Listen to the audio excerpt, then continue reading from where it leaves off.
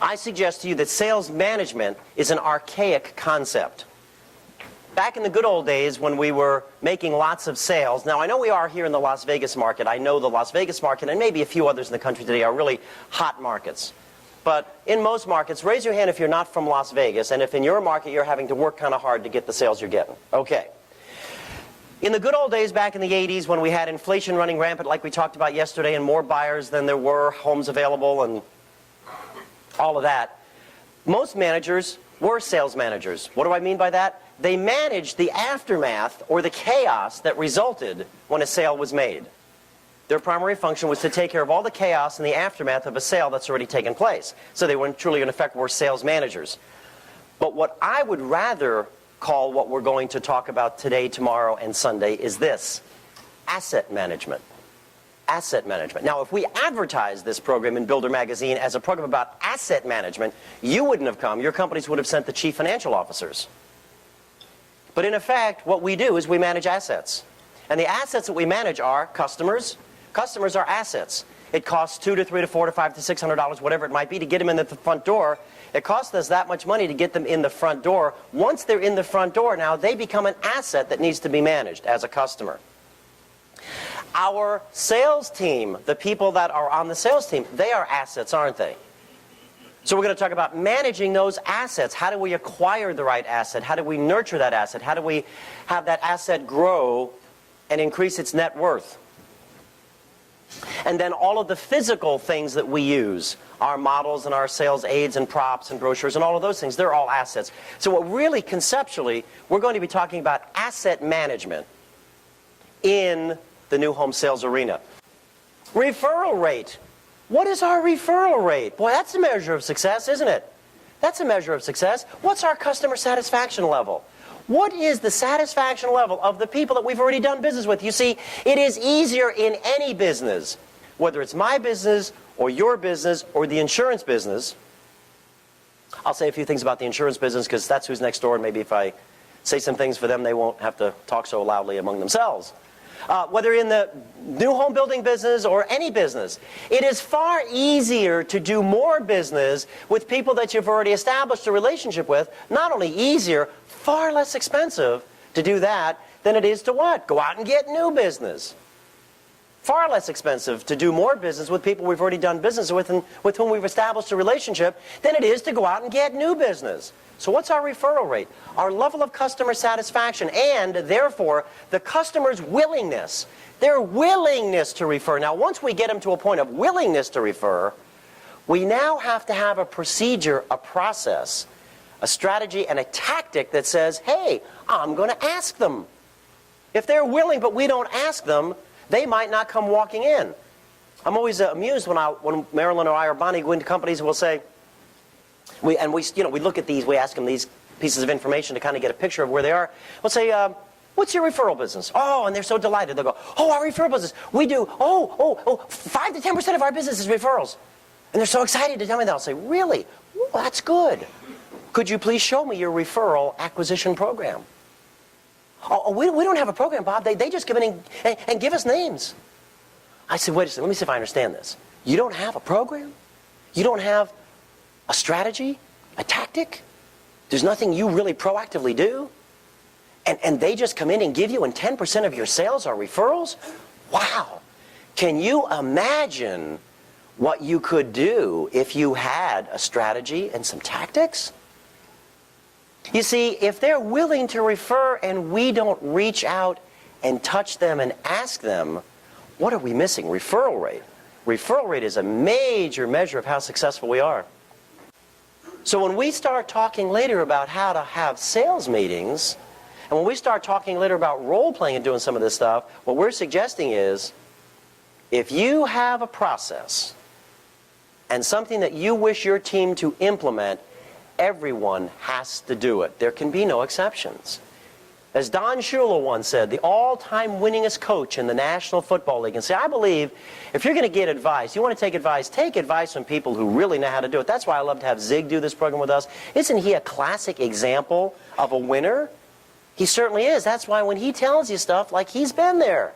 So when I look to people for advice, I want to look to somebody like Jerry Spence, The lawyer who's won 112 cases, never lost one. By the way, he's got a great new book out.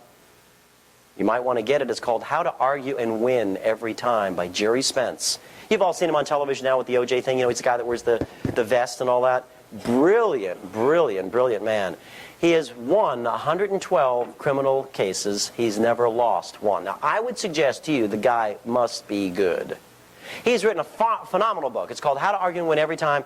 The term argue is really kind of like sales management. The term argue is probably there to sell books. It's really how to persuade and win every time. Almost everything that's in that book would apply to what we do in new home sales. Almost everything in that book will apply to what we do in nurturing and coaching and growing our sales team. So when somebody like Don Shula, who is the all-time winningest coach in a business that is, if not as competitive, maybe more competitive than our business, says something, I take note, and I'm sure you do too.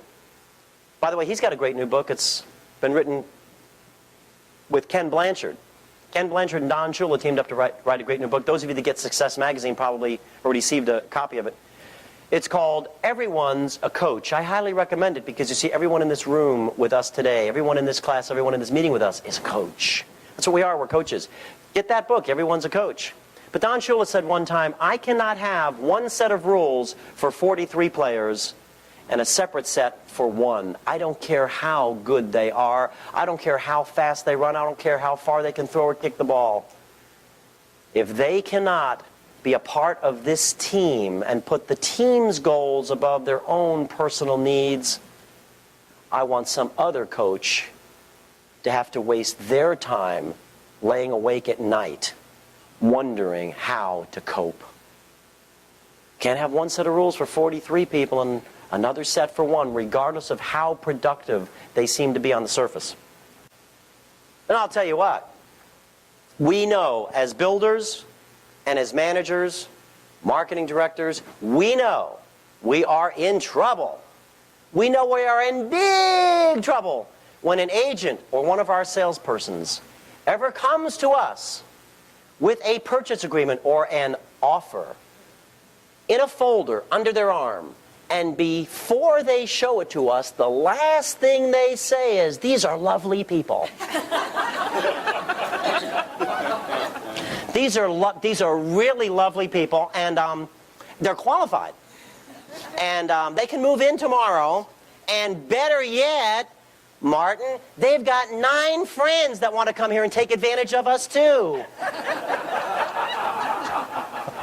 These are lovely people. Well now, gang, how many of you have ever heard that? Okay, now, how many of us have ever said that? See, we know it works both ways, don't we? These are lovely people. They are setting us up for the big kahuna.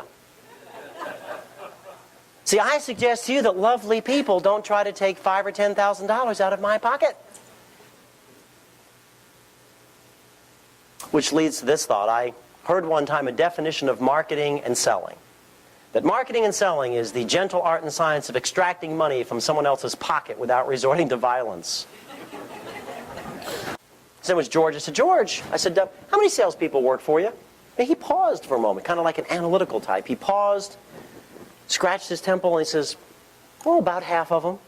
I said, half of them? Whoa. I said, George, what do you mean half of them? Which half? Now listen to what he said. Which half? He said, Bob, if I knew which half, I wouldn't be having this meeting with you tomorrow and the next day and the next day.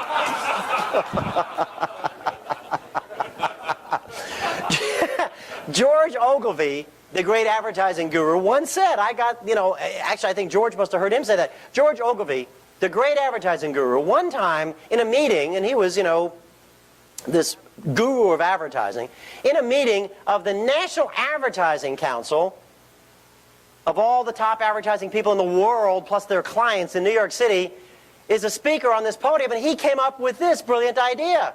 He said, 50% of all advertising does not work. So the only problem is we don't know which 50%. So I think that's what George was saying to me. He says, I don't know, about 50% of my salespeople work for me. Remember we said yesterday, what if we approached the customer that came in the first time as if they were coming in the second time? That's changing a mindset.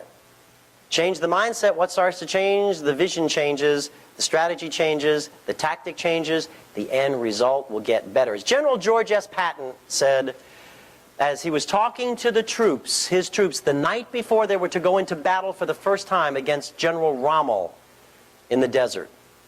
The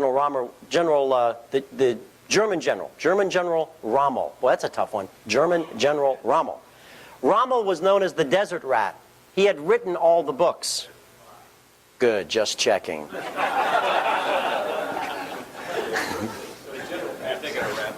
Huh?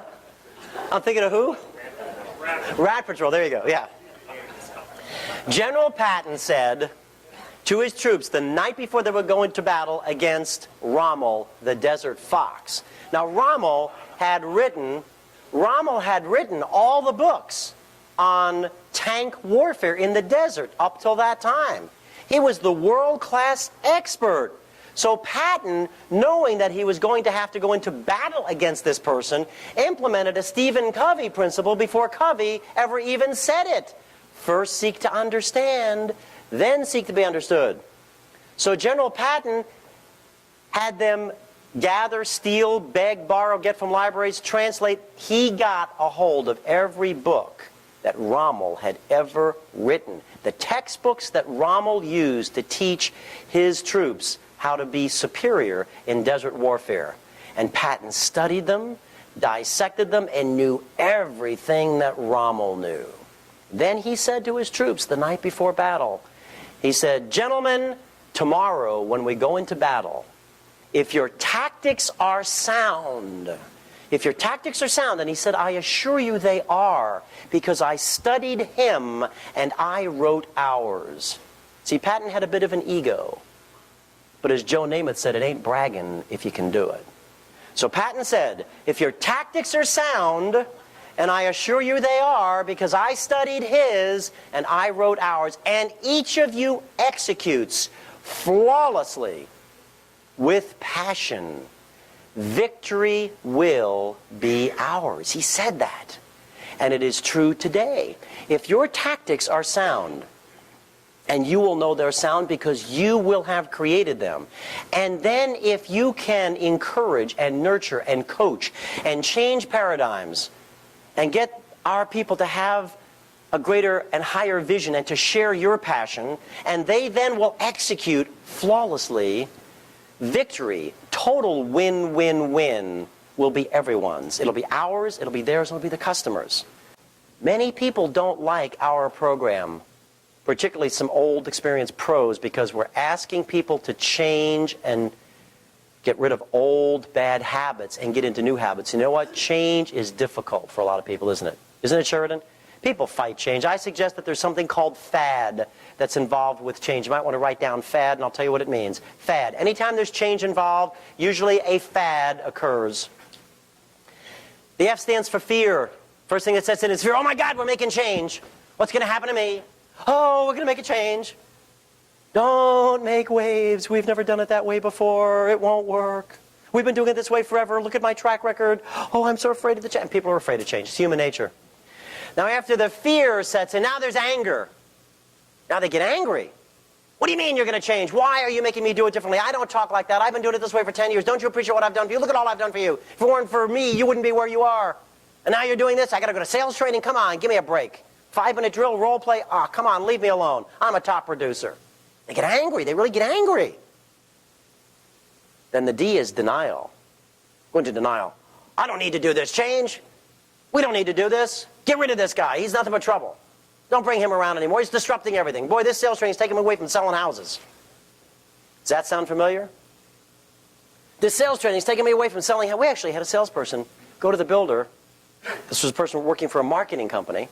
Go to the builder and say, will you please tell them to stop this sales training? It's causing me not to sell houses. Denial. And then the other D, there's 2 Ds in this fad, F-A-D-D. The last D stands for debate. Now they will start to debate. And some salespeople are really good at it because we have trained them and we have hired them because they have the ability to close and persuade. You know what?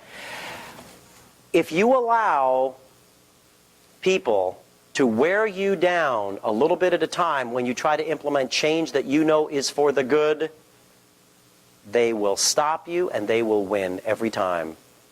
If you're going to make change, once you've identified that you want to embark upon a new path with a greater vision, with new strategies and tactics to implement, and if you know in your heart and your soul that it's right, and you go to implement that change, according to all of the experts that deal today with major Fortune 500 companies in change, you must do it decisively, you must do it swiftly, you must do it with steadfast conviction, and don't look back, and I've heard some of the experts say, and take no prisoners. Because if people fight you on change that you know to be right and to be good, and you allow them to win just one little point, you know what will happen? They'll win a second point and a third point, and pretty soon we will get tired of the aggravation and we go right back to our old pagan ways. And I only share that with you now because I'm going through this with a lot of companies now because we are catalysts for change. A lot of times when we come back in, salespeople don't like to see us. That's sad to say. But then I have to say I'm not there to make friends. If in helping people get better at what they do, which I have a passion for, and Zig has a passion for, and Marilyn has a passion for, and Bonnie has a passion for, and all of you that are the fine managers and leaders that you are have a passion for, if in doing that we can also make friends, that's the icing on the cake. But if I go into a company and my goal is I got to get these people to like me, I'm not going to do my job very well because they're not going to like a lot of the stuff that we're going to talk about doing. Here's what I'm going to suggest. WIIFM. What's in it for me? WIIFM. Compensation programs should form the foundation that will cause salespeople to enthusiastically embrace the process. I'd like you to highlight this. Remember Zig said yesterday he would always tell you when there was something profound? I'm going to tell you this is profound. This statement is profound. This is what compensation should do. Most new home sales compensation is totally contradictory to this concept. It really is. Most new home sales compensation that I analyze, most, not all, some of you may have some very good ones, most new home sales compensation programs that I analyze are designed for counterproduction, not for peak production. They're designed that way, inadvertently, and I'll show you why they're designed that way inadvertently. Here's the point. Compensation programs should form the foundation that will cause salespeople to enthusiastically embrace the process necessary to achieve mutually determined goals. Notice it doesn't say compensation programs should be designed to pay people for what they sell. As you see, in a good market, with lots of buyers, with low interest rates, with great homes, Woody Allen's theory might apply. 90% of life's just showing up. In a tough market, with high interest rates, we might have to really have compensation that's going to enable me to keep Cheryl from leaving our industry and going to do something else. So let's look at how a formula, a concept, a conceptual formula to do that. First of all, here's the rule, cardinal rule. I suggest this as a rule. If you make this the foundational principle, you will be able to structure compensation programs that will work for you. And by the way, no two are the same. Matter of fact, within your companies, if you have multiple communities, not only should they, if you have multiple communities, I'm saying multiple sites, in all probability, compensation in each one of them should be different. Should be different. Because they'll have different goals, different objectives. Cardinal rule, never structure a compensation program. Never structure a compensation program which is based solely on the concept of paying as a percent of the sales price. Never structure a compensation program that is based solely, operative word is solely, wherein you use a percentage of the sales price as its basis, i.e., I'll pay you 1%, or I'll pay you 2%, or I'll pay you 3%. Don't do that. Kiss of death. Almost always, it will never be right. It will either be too much or won't be enough. By the way, you know where that concept comes from in our business of paying a percentage? Comes out of it's a holdover from the general real estate. List a house for 6%, another office sells it, 50-50 split, 3%. I listed it, someone else sold it, 50-50 split, that's 3%. We're in a 50-50 split, that leaves how much, Scott? 1.5%. Guess what most companies that pay percentages pay? 1.5%. Doesn't take a CPA to figure that one out, does it, Tom? And you know why we do it that way? Because that's the way we've always done it.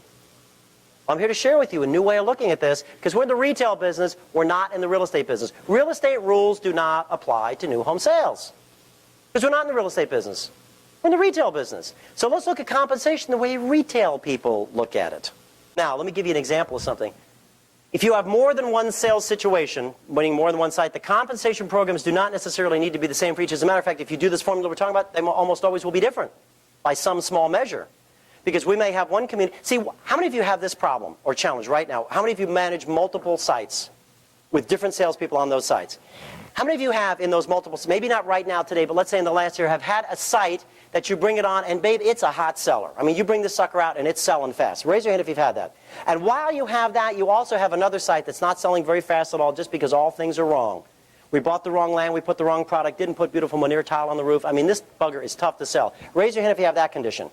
Now, isn't a sales meeting, when we get all the salespeople together, a happy time when the two salespeople are out there on the hot, fast seller and they're making sales and making bucks, and there's the other people over there, the tough sales, and they're not making much money. Did you ever have that happen? And what happens then? They're going, hey, there's something wrong in this equation. Exactly. That's why you got to compensate them differently. For example, what I'm suggesting to you is this. If you've got that hot superstar over on that hot, fast project, you should be able to say to that person, tell you what, for the next 3 months, you're going over on the one we're only selling 2 a month. But guess what? If you sell 2 a month there, you're going to make about the same amount of money as you make for selling 5 over here. Because you see, the work over there to sell 2, it's about the same effort and process it takes to sell about 5, or whatever the number is. You should be able to move your salespeople around from site to site to site, and they should be able to make about the same amount of money without whining and complaining and moaning. You try taking that superstar off that fast track and putting him in your tough one. What happens, Scott? No way, I'm not going. Well, wait a minute, you're a superstar. If you're a superstar, you should be able to go over here and do superstar performance. Oh, no, that's not good product. There's not enough average. Oh, well, then maybe you're not such a superstar.